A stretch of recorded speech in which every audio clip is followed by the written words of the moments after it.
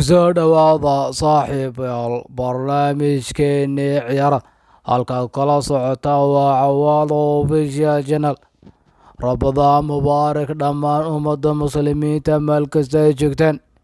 Ilaahay aa naga aqbalo soonka iyo salaada iyo acmaasha la sameynaya bishan barakaysan ee Ramadaan.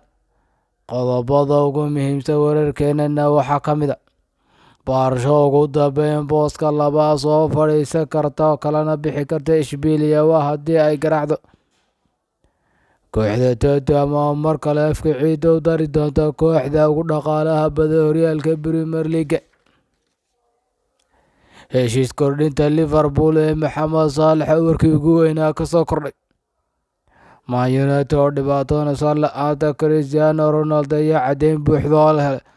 Barnaamijkan oo faahfaahsan daawasho wacan fadlan haddii aad nagu cusubtahay subscribe sar haddii hore noola joogtayna leegi share ku darsiina faafilana wadaaga asxaabtaada jecel kubadda cagta.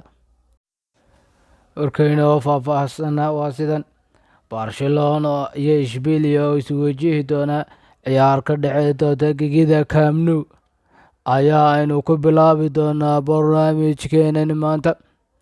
Barcelona ayaa isha ku haysa inay halkeedii kasii wado guulaha ay kusoo guulihii xidhiidhka ee kulamadii ka horreeyay fasaxa caalamiga ah markii ay dhoween dhigooda Ishbiiliya.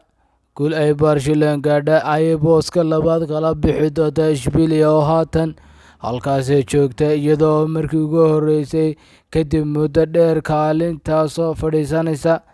Labada kooxood ayaa kulankii wareegii hore kusoo kala baxay 1-1 iyadoo Barca ay ka faa'iideysan weyday kaadh casaan oo qaadatay kooxda Barcelona gaar ahaan daafaca dhexe Jules Kounde. Dhaawaca ku cusub safka Barcelona waxaa ka mid ah daafaca midig ee Sergio Dest oo ka soo noqday kulamadii dalkiisa kulana biiray liiska xidiga hore uga dhaawacna kooxda Barcelona ay ka mid yihiin Sergio Roberto, Samuel Umtiti, Enzo Fati iyo Luka de Jong. Haddii aynu kusii soconno barnaamijkeenan, Tottenham iyo Newcastle ayaa iyaguna ku kulmi doona gegida White Hart Lane ee kooxda Tottenham. Kooxda wiilasha Conte ayaa doonaya inay guulaha xidhiidhka sii wataan si ay booska kaalinta afraad cadaadis ugu sii hayaan kooxda Arsenal.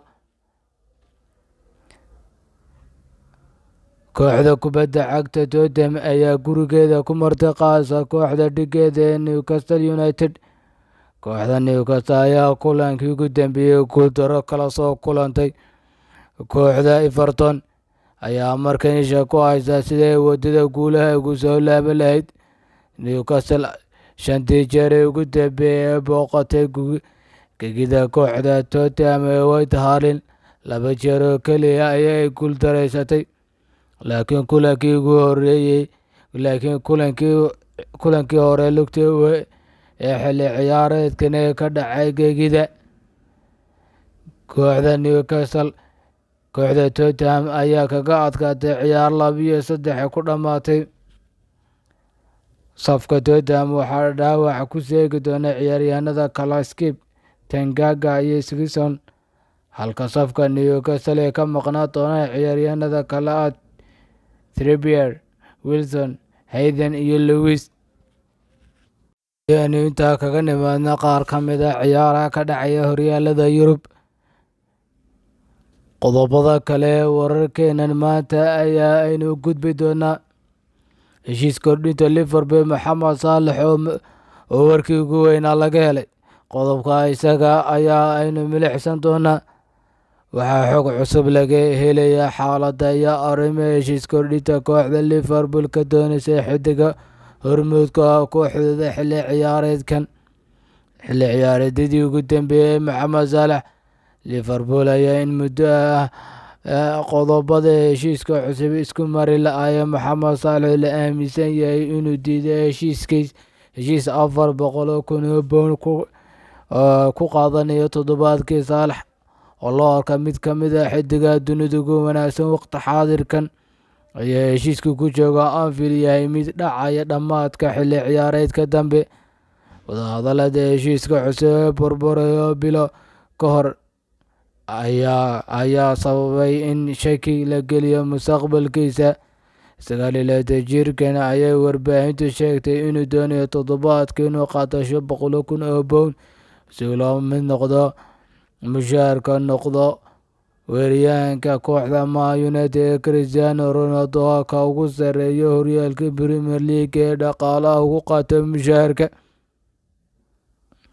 Wargeyska The Mirror ayaa haatan qarxiyay xogta cusub oo in Salah ku dhaweyn heshiiska cusub oo qalinka ku dugo kooxda Liverpool. Weli wargeysku aanu xusin lacagta la filayo in Salah ka qaadan doono kooxda Liverpool. Man United ayaa ku dhibaatoonaysa la'aanta Cristiano Ronaldo iyo caddayn helay. Qodobka isaga ayuu noqon doonaa qodobka ugu dambeeya barnaamijkeenan maanta oo Axad. Man United ayaa weli badin kulan Premier League ah xilli ciyaareedkan, kaasoo aanu Cristiano Ronaldo kusoo bilaaban shaxda kooxda ka hor kulankii ay Red Devils barbaro la gashay 1-1 kooxda Leicester City. United ayaa ciyaartay 5 kulan oo xidiga Ronaldo kusoo bilaabay shaxda ama gebi ahaanba uu ka maqnaa kooxda. 4 kulan barbaro ayay galeen halka 1 kulanna guuldaro ay la kulmeen, laakiin rikoodhka Man United ee Cristiano ayaa sii socday kadib markii barbaro niyad-jab ay la galeen kooxda Leicester City. Kulan ka dhacay masraxa riyada ee Old Trafford kaasaa lagu kala baxay ciyaar ku dhammaatay 1-1. Kulamada Cristiano kusoo bilaaban ama maqnaa ayaa ah sidan: Everton, ciyaarta ayaa ku dhammaatay 1-1. Sidoo kale Chelsea oo kusoo bilaabeen Cristiano ayaa 1-1 ku dhammaaday. Sidoo kale Aston Villa ayaa iyaguna 2-2 ay ku dhammaateen. Burnley ayaa iyaguna 1-1 ku dhammaaday. Sidoo kale Man City oo kulanka gebi ahaanba seegay ayaa 4-1 ku dhammaaday.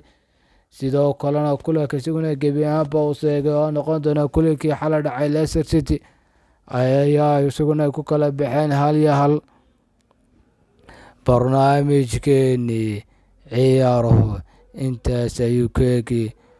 Fadlan haddii aad nagu cusub tahay subscribe saar, haddii horan loo joogto like iyo share ku dar, siina faafi barnaamijkeena si uu gaadho asxaabta jecel kubadda cagta. Mahadsanidin.